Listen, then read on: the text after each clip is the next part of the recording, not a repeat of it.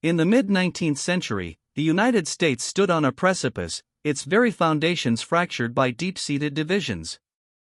What began as an experiment in liberty for some had, for generations, been a brutal reality of bondage for others.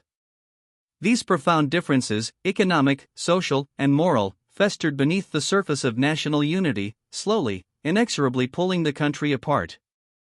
The dream of a united republic was about to be shattered, giving way to a conflict that would redefine America, exacting an unimaginable cost in blood and treasure, and leaving an indelible mark on the soul of a nascent nation. The roots of this impending catastrophe stretched back to the nation's inception. While the North began to embrace industry and commerce, fostering urban centers and a diverse labor force, the South remained overwhelmingly agrarian. Its economy was inextricably tied to vast plantations and the cultivation of cash crops like cotton, which demanded an immense, exploitable workforce. This fundamental divergence in economic models created vastly different societies, each with its own interests, values, and visions for the future of the American Republic. Central to the Southern way of life, and the primary engine of its wealth, was the institution of chattel slavery. Millions of enslaved Africans and their descendants were denied fundamental human rights, forced to toil under brutal conditions. While a moral abhorrence to many in the North, slavery was seen by Southerners not only as an economic necessity but as a cultural cornerstone and a matter of states' rights, protected by their interpretation of the Constitution. This profound ethical and economic chasm proved to be the most intractable division. The economic disparity between North and South wasn't merely about agriculture versus industry, it also influenced policy. Northern industrialists favored tariffs to protect their burgeoning factories from foreign competition, while Southern planters, dependent on exporting cotton and importing manufactured goods, vehemently opposed them, viewing tariffs as economically punitive. These contrasting economic interests frequently clashed in the halls of Congress, further polarizing political discourse and reinforcing regional identities over national unity. Underlying many of these disputes was the contentious issue of states' rights versus federal power. Southerners, in particular, emphasized the sovereignty of individual states and their right to govern themselves, especially concerning the institution of slavery, free from federal interference. This doctrine asserted that states had voluntarily joined the Union and retained the power to nullify federal laws they deemed unconstitutional, or even to secede. The debate over who held ultimate authority, the states or the federal government, was a constitutional powder keg. While slavery had existed in America since colonial times, the early 19th century saw the dramatic rise of a powerful and vocal abolitionist movement in the North. Figures like William Lloyd Garrison used fiery rhetoric in publications like The Liberator to condemn slavery as a moral evil, demanding its immediate end.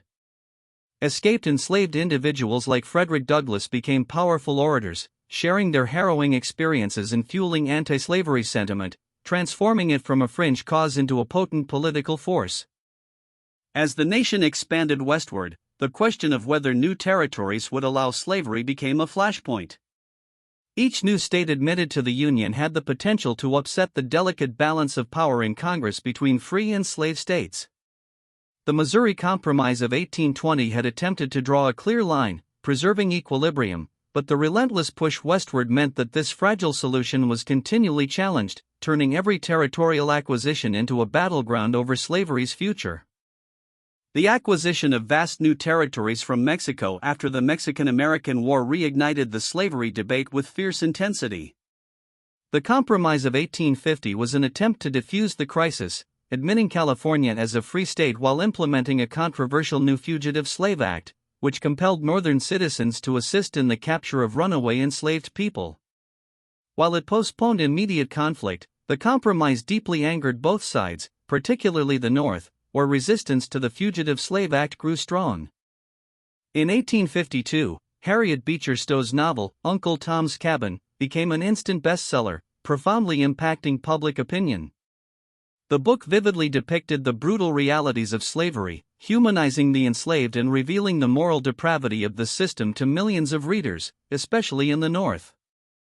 While often criticized for its stereotypical characters, its emotional power galvanized anti-slavery sentiment, turning abstract political arguments into deeply personal moral outrage, and further widening the chasm between North and South. The fragile peace of the Compromise of 1850 was shattered by the Kansas-Nebraska Act of 1854, championed by Senator Stephen Douglas. This act proposed organizing two new territories, Kansas and Nebraska, and allowed their residents to decide on the legality of slavery within their borders through popular sovereignty, effectively repealing the Missouri Compromise. This move sparked outrage in the North, leading directly to violent confrontations as both pro-slavery and anti-slavery settlers rushed into Kansas to sway the vote. The concept of popular sovereignty in Kansas quickly devolved into open warfare. Both abolitionists and pro-slavery advocates flooded into the territory, each determined to secure its future. What followed was Bleeding Kansas, a period of intense guerrilla warfare, arson, and murder that effectively became a preview of the larger Civil War. Settlements were attacked, lives were lost, and the nation watched in horror as the democratic process failed, replaced by brute force and bloodshed in the heartland. In 1857, the Supreme Court delivered a landmark ruling in the Dred Scott v. Sanford case, a decision that further inflamed sectional tensions. The court, led by Chief Justice Roger B. Taney, declared that enslaved or formerly enslaved persons were not citizens and therefore could not sue in federal court. More controversially, it ruled that Congress had no power to prohibit slavery in federal territories, effectively invalidating the Missouri Compromise and striking a devastating blow to the anti-slavery movement. The escalating violence found a radical expression in John Brown's raid on Harper's Ferry in 1859. Brown, a fervent abolitionist hardened by the conflicts in Kansas, led a small band to seize the federal arsenal, hoping to arm enslaved people for a widespread rebellion. The raid failed, Brown was captured, tried, and executed. To the South, he was a terrorist inciting insurrection. To many in the North, he became a martyr for the anti-slavery cause, underscoring the irreconcilable differences. Amidst this turmoil, a new political figure emerged, Abraham Lincoln. His eloquent arguments against the expansion of slavery during the 1858 Lincoln-Douglas debates, though he lost the Senate race, propelled him onto the national stage. Lincoln, representing the newly formed Republican Party, advocated for containing slavery where it already existed but vehemently opposed its spread into new territories.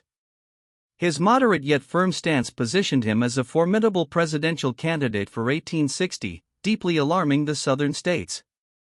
The presidential election of 1860 proved to be the ultimate breaking point. With four major candidates, the vote was deeply fractured along sectional lines. Abraham Lincoln, representing the Republican Party, won without a single electoral vote from the Southern states, signaling to the South that their political power was diminishing and their interests would no longer be protected by the federal government. His victory, though democratically achieved, was seen as an existential threat to the institution of slavery. Lincoln's election was the final straw. On December 20, 1860, South Carolina, true to its long-held doctrine of states' rights, became the first state to formally secede from the Union. Its declaration cited the North's hostility to slavery and the election of a president whose opinions and purposes are hostile to slavery. Over the next 6 weeks, 6 more Southern states, Mississippi, Florida, Alabama, Georgia, Louisiana, and Texas, followed suit, believing their future outside the Union was the only option. In February 1861, delegates from the seceded states convened in Montgomery, Alabama, to form a new nation, the Confederate States of America. They drafted a constitution largely mirroring the U.S. Constitution but explicitly protecting states' rights and, crucially, the institution of slavery. Jefferson Davis, a former U.S. Senator and Secretary of War, was elected as the provisional president. The Confederacy's formation marked a clear rejection of federal authority and a firm commitment to their peculiar institution. As states seceded, outgoing President James Buchanan faced an unprecedented crisis.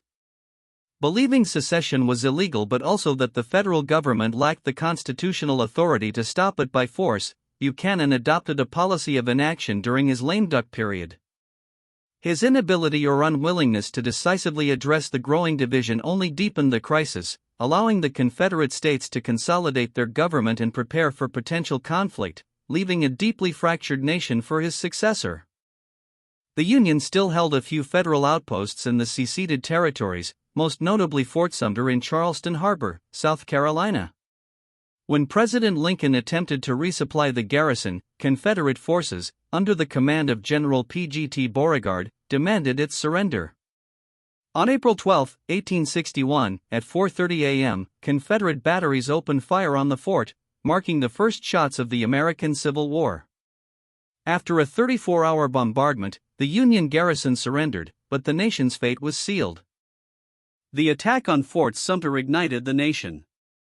President Lincoln immediately called for 75,000 volunteers to suppress the rebellion, a move that prompted 4 more southern states, Virginia, Arkansas, North Carolina, and Tennessee, to secede and join the Confederacy. The lines were drawn, North against South, brother against brother. The United States, once a beacon of unity, now found itself embroiled in a devastating conflict, a war that would ultimately determine whether it would endure as one nation, indivisible.